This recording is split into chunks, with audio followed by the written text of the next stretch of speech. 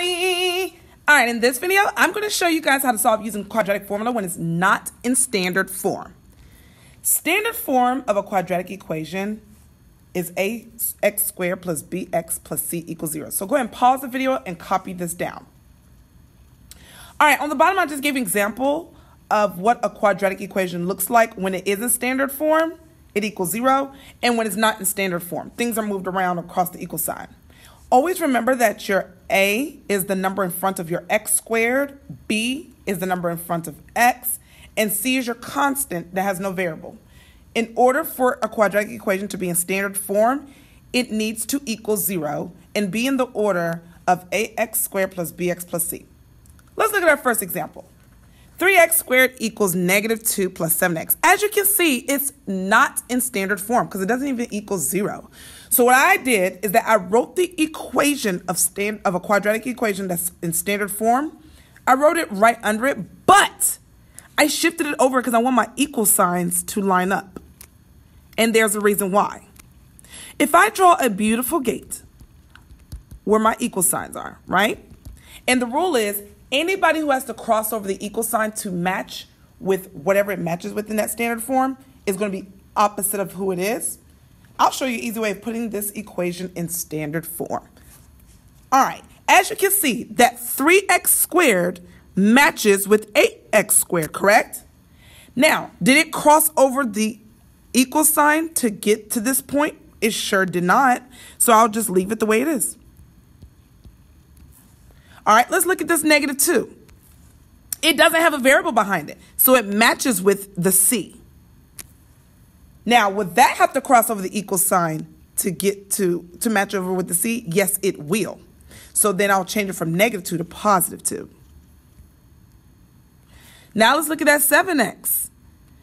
It matches with bx.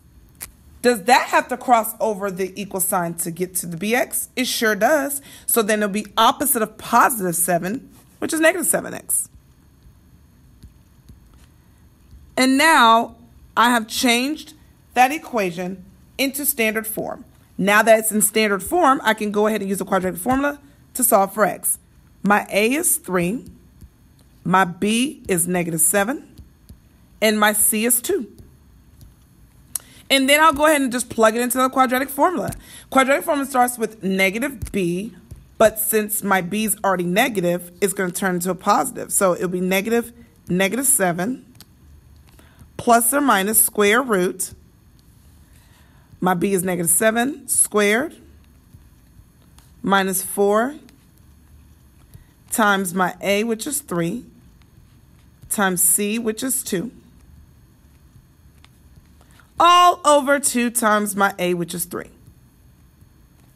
And like I said, that double negative in front of the 7 makes it a positive 7. So what I'm really looking at is 7 plus or minus square root. Remember, you're supposed to do everything that's under the square root in your calculator, which is also known as your discriminant. So when you type that in the calculator the exact way it looks, you will get 25. And then all of that is over 6 because 2 times 3 is 6. We know the square root of 25 is 5, so this is really saying 7 plus or minus 5 over 6.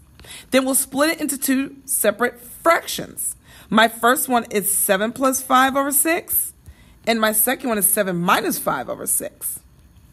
The 7 plus 5 over 6, well, we know 7 plus 5 equals 12. That divided by 6 will give me 2. So that's my first solution. And we know 7 minus 5 is 2. And 2 over 6 reduces down to 1/3. And that will be my second solution. And that's it.